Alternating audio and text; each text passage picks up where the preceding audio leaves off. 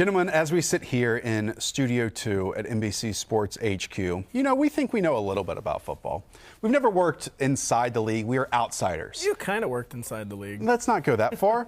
But why not be an insider working inside a league, inside a team for a day? Or maybe the next 8 minutes? Let's do that. Let's be GM for the next 8 minutes. Each of us are going to pick a team, a situation, a player that we want to change for the 2020 season. Who wants to start us off? I'll go, Josh. Go ahead, Josh. The most stunning thing is that you interned for the Rams and not the Panthers, by the way. If I can improve any group in the entire league, I'm absolutely fixated on the Packers receiver core. Because Aaron Rodgers, had one of the more bizarre seasons. Maybe Aaron Rodgers is too conservative now, but when I saw the Packers offense, I saw an offense just totally bereft of weapons. Davante Adams missed 4 games, and Allen Lazard was their second most productive receiver with 477 yards.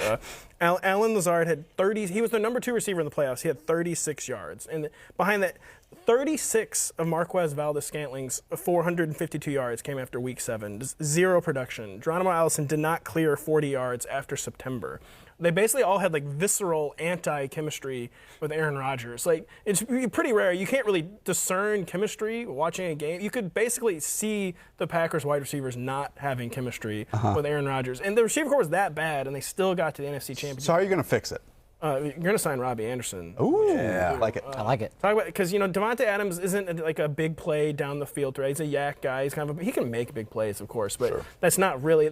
They need a lid lifter down the field. MVS couldn't do it. Geronimo Allison in the slot could not do it. Allen Lazard kind of did it, I guess. Jake Kumaro did once. But they need an explosive element down the field. I would love for the Packers to sign Robbie Anderson. It's nice to see him upgrade from Jimmy Graham as well. Jimmy Graham, yeah, not much of a mover these days. No, he might get his Thursday night red zone touchdown here or there, but for the most part, again, it's kind of like Dallas, when Jason Witten I think having that tight end that can at least threaten down the seams is just so valuable for the rest of the offense. Look at the Packers when they had Jared Cook, super that was one of the super explosive year for the Packers offense. Aaron Rodgers had such great chemistry with Jared Cook. It added a new dimension to their offense. They've been lacking it. John Daigle, you can be GM for a day. What are you fixing? I'm going to be reasonable, actually, because I want to upgrade the Bucs running back core, and I would like them to do it via Melvin Gordon. But let's be more reasonable than that. Pony up that cash. No, let's not pony up. I can be a better GM than Jason Light right now, and that's because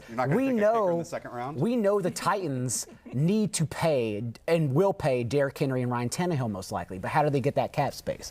Dion Lewis quietly has an out. He has a $1.1 million dead money they can take on by cutting him pre-June 1st. He will be cut. They can save $4 million by cutting him. So why don't we just add him to the Bucs and let them continue their passing Dion ways? Lewis? Dion Lewis. Dion Lewis. No, he's not. Absolutely There was not. the most obvious. I'm going to cut you off in your own spiel. One of the best pass-catching backs in the league who just wasn't used because Derrick Henry. We will need an FBI investigation if the Tampa Bay Buccaneers do not sign Kareem Hunt. The Tampa Bay, Bruce Arians loves 3-down backs. We'll let him be GM. That's actually a better one. I like that Bruce one. Arians loves 3-down backs. He'll still be on a discount, too. Kareem Hunt should go to Tampa. That's one of the 1-year deal to Tampa, okay. One of the most obvious fixes at any position. Change the graphics. 1-year deal, Kareem Hunt. Kareem Hunt owes a lot to John Dorsey, taking that risk on. So, now anyone is basically free to sign Kareem Hunt this offseason, and it's no big deal. Even though running backs don't matter, so I'm still going Dion Lewis. But Pat, they really don't matter if you're going Dion Lewis.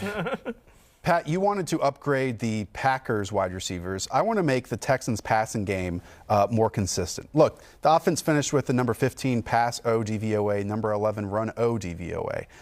That's top half of the league, right? Not so bad. It's bad.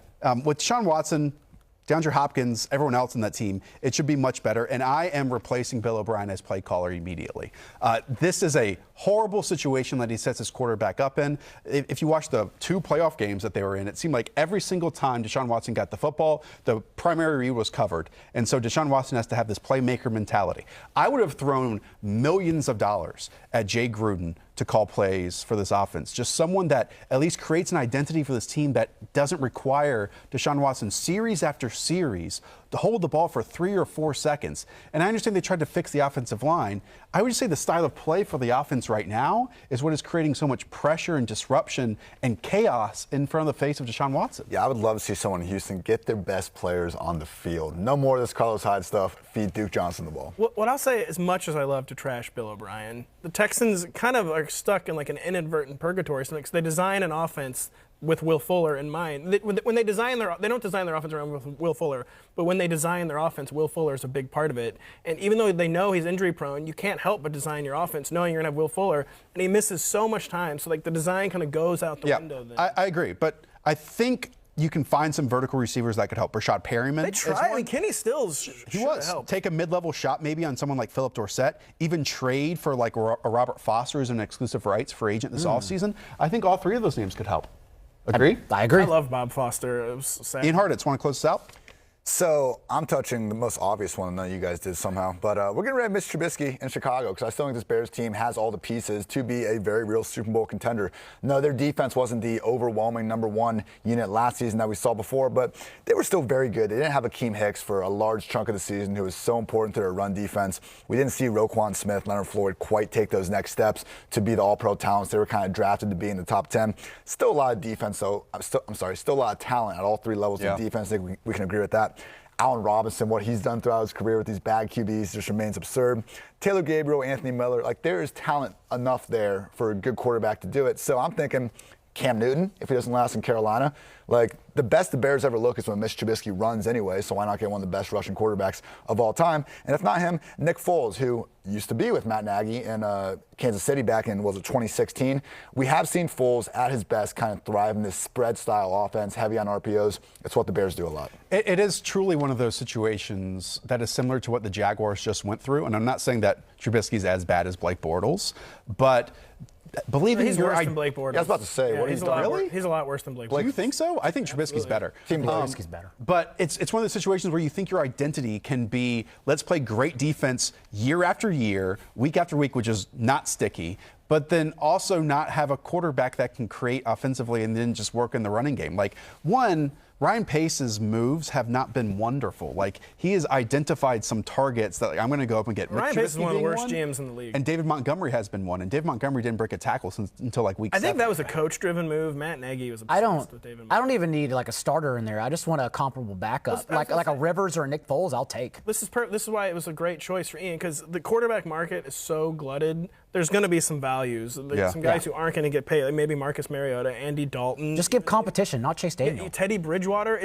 There's never been a better year, basically, to sign like a poised veteran to push your underachieving young quarterback. And they could very easily be this year's Titans, where they pull the plug early, have someone better come in and improve immediately. My one comment is Ryan Pace's comment, that Mitch Trubisky is the team's quarterback in 2020. You don't believe it? No, I don't believe anything a GM says in January, or frankly, it's just total nonsense. As Dale just said, not Chase Daniel, please.